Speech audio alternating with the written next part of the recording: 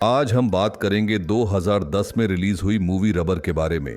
Movie की शुरुआत में एक अकाउंटेंट को एक डेजर्ट के बीच खड़े हुए दिखाया जाता है। उसके हाथ में बहुत सी बाइनोक्यूलर्स होती है। एक पाथवे पर काफी सारी चेयर्स रखी होती हैं। डिप्टी पीट एक कार चलाकर आता है और जानबूझकर उन चेयर्स को नॉक आउट करता है।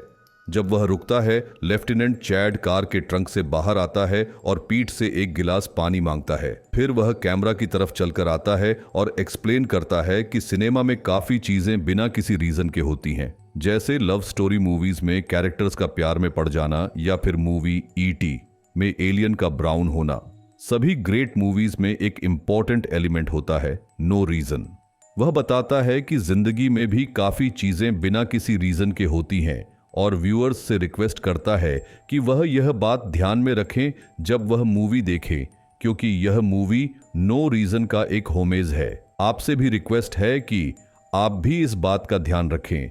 इस प्रयास को एंजॉय करना है, जैसा है वैसा, बिना रीजन के। अपनी बात खत्म करते वक्त वह पानी जमीन पर गिरा देता है, यह दिखाने के लिए कि वह भी बिना किसी रीजन के कर रहा है। कैमरा जब पीछे जूम आउट करता है तो दिखाता है कि वह एक ग्रुप खड़ा है। उसके बाद अकाउंटेंट सभी को एक बाइनोक्यूलर्स का पेयर देता है और कहता है कि मूवी देखें। ऑडियंस ये नहीं पूछती कि उन्हें मूवी देखने के लिए बाइनोक्यूलर्स की जरूरत क्यों है, और वह बस उसकी बात मान लेते हैं। जब सब सेटल हो जाते हैं, अकाउंटेंट उन्हें एंजॉय करने के लिए छोड़ देता है और चला जाता है। पहले कुछ सेकंड्स तक उन्हें कुछ नहीं दिखाई देता। एक छोटा बच्चा शिकायत करता है कि यह बोरिंग है, लेकिन उसका फादर उससे कहता है कि थोड़ा और देखें। ध्यान से देखने पर उन्हें एक डंपिंग ग्राउंड दिखाई देता है। अचानक एक टायर जिसका नाम रॉबर्ट है, जिंदा हो जाता है। वह रेत से उठता है और अपने आप चलना शुरू करता है। पहले वह अपने बैलेंस को एडजस्ट करने के लिए थोड़ा वक्त लेता है, फिर डेजर्ट में रोलिंग शुरू करता है। सबसे पहले रॉबर्ट को एक प्लास्टिक वाटर बॉटल मिलती है जो जमीन पर पड़ी होती है। वह उस बॉटल को रोल करके क्रश कर देता है। फिर उसे एक वाइल्ड स्कॉर्पियन मिलता है और वह उसके साथ भी वही करता है। अगले मोमेंट में उसे एक बियर बॉटल दिखाई देती है और वह उसे क्रश करने की कोशिश करता है, लेकिन अनसक्सेसफुल होता है। जब उसकी स्ट्रेंथ काम नहीं करती तो वह अपनी साइकोकाइनेटिक पावर का इस्तेमाल करके बॉटल को बर्स्ट कर देता है। ऑडियंस इंप्रेस होती है और फाइनली मूवी में इंटरेस्ट लेने लगती है। एक आदमी टायर को फिल्म करना शुरू करता है, लेकिन एक औरत उससे कहती है कि यह इलीगल है। इसी बीच रॉबर्ट, जो एक टायर है, डेजर्ट में घूमता है और अपनी सुपरनैचुरल पावर से कई इनएनिमेट ऑब्जेक्ट्स को क्रश करता है। वह पूरा दिन यह करता है और रात होते ही सो जाता है। अगली सुबह अकाउंटेंट वापस आता है ऑडियंस को उठाने के लिए, जो दूसरे दिन भी मूवी देख रही होती है। ऑडियंस ने कल से कुछ खाया नहीं होता और वह भूखे होते हैं, लेकिन मूवी में उनका इंटरेस्ट खाने से ज्यादा होता है, जिसमें टायर एक पड़ल से पानी पी रहा होता है। टायर की नजर एक रैबिट पर पड़ती है और वह अपनी पावर का इस्तेमाल करके उस रैबिट को एक्सप्लोड कर देता है। मासूम क्रिएचर के गट्स हर तरफ फैल जाते हैं और रॉबर्ट अपनी पावर काम करते देखकर खुश होता है। फिर वह और जानवरों को ढूंढने निकल पड़ता है ताकि उन्हें एक्सप्लोड कर सके। अपने रास्ते में उसकी नजर एक खूबसूरत लड़की पर पड़ती है जो कार ड्राइव कर रही होती है।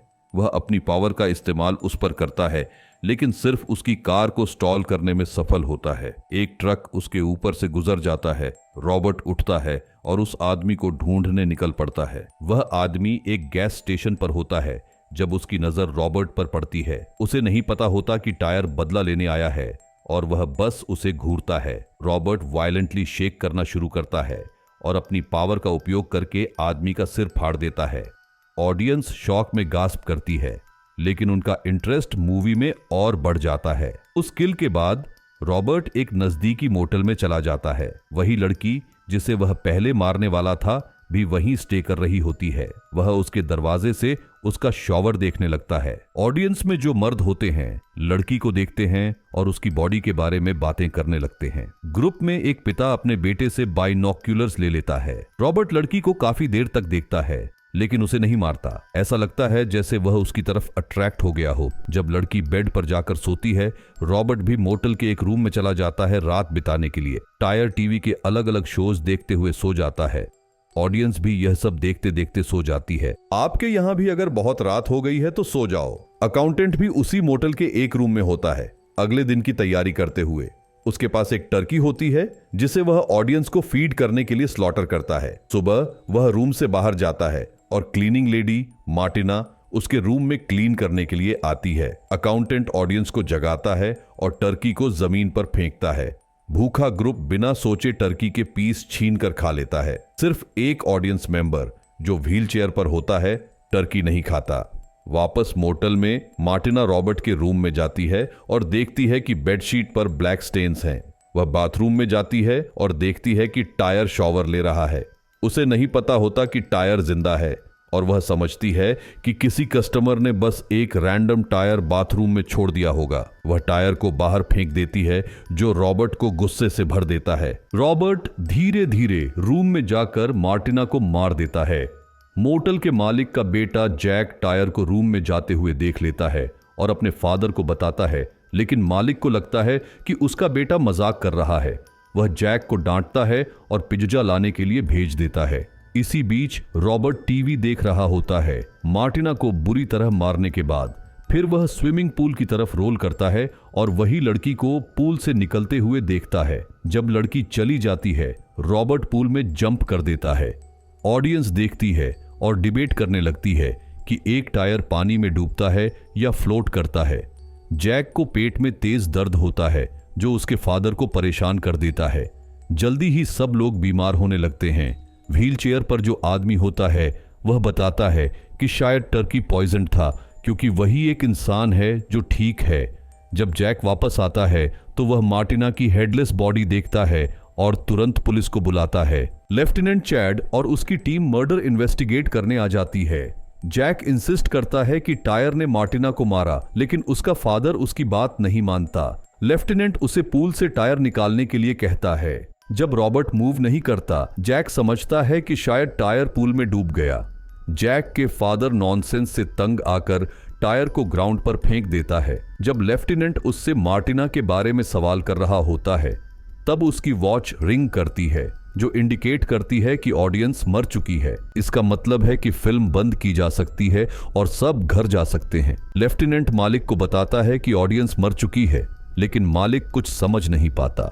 लेफ्टिनेंट वापस अपनी टीम के पास जाता है और उन्हें भी घर जाने के लिए कहता है। अगर आप जिंदा हैं और यहां तक आ गए हैं तो कमेंट में ILU लिखें। जब लोग लेफ्टिनेंट को पागल समझने लगते हैं तो वह उन्हें एक्सप्लेन करता है कि वह बस एक ग्रुप ऑफ पीपल के लिए एक्ट कर रहे थे जो डेजर्ट से उन्हें देख रहे थे। वह बताता है कि उनके बैजेस फेक हैं और मोटल में कोई नहीं मरा। डिप्टी डेनिस उसे मार्टिना की बॉडी दिखाता है और कहता है कि किसी की तो जरूर डेथ हुई है, इसलिए उन्हें अपना काम करना चाहिए। लेकिन लेफ्टिनेंट अपनी बात पर अडिग रहता है। जब सबको लगता है कि लेफ्टिनेंट अपना दिमाग खो चुका है तब वह खुद को शूट करने के लिए कहता है।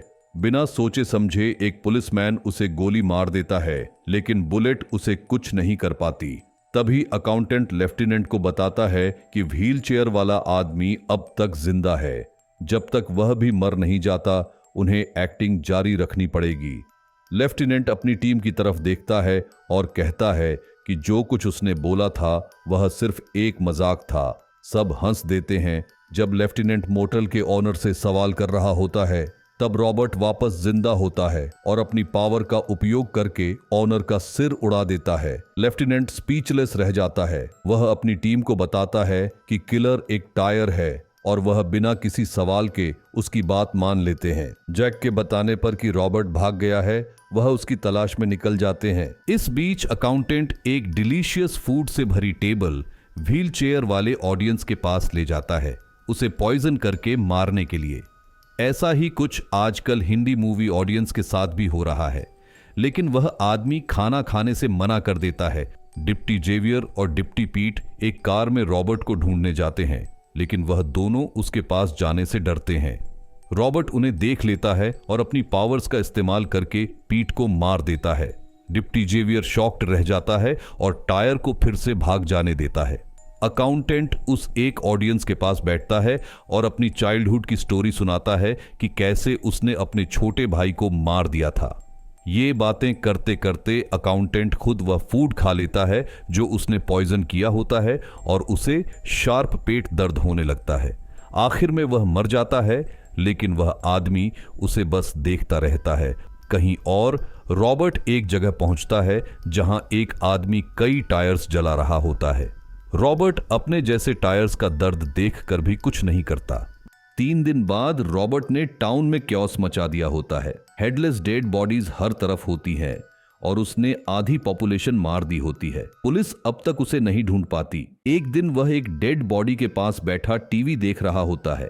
तभी 2 पुलिस ऑफिसर्स उसे ढूंढ लेते हैं, लेकिन वह दोनों उसके पास जाने से डरते हैं, इसलिए लेफ्टिनेंट को हेल्प के लिए बुलाते हैं। पुलिस एक एलाबोरेट प्लान बनाती है टायर को मारने के लिए, बिना किसी की लाइफ को डेंजर में डाले। वह एक मैनिक्विन को डायनामाइट और माइक्रोफोन से रेडी करते हैं, जो एक ह्यूमन जैसा लगता है। उनका गोल होता है कि टायर मैनिक्विन का सिर उड़ा दे, जो एक ब्लास्ट क्रिएट करे और उसे मार दे। प्लान काम करता है और मैनिक्विन रॉबर्ट का अटेंशन ग्रैब कर लेती है, लेकिन चाहे वह माइक्रोफोन के जरिए कुछ भी बोले, रॉबर्ट उसे हानि नहीं पहुंचाता।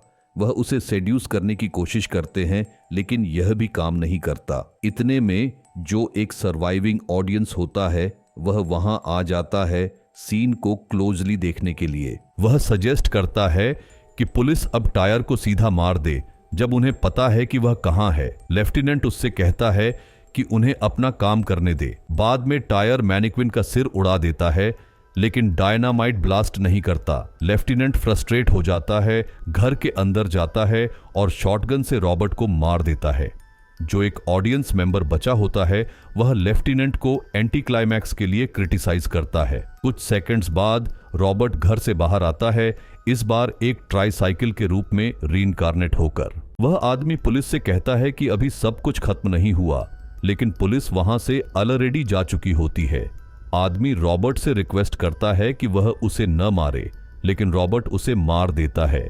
लास्ट ऑडियंस के मरने के बाद रॉबर्ट फ्री हो जाता है जो चाहे करने के लिए। वह रोड पर चलता है और अपने पीछे एक टायर्स की आर्मी बनाता है, शायद वर्ल्ड डोमिनेशन के लिए।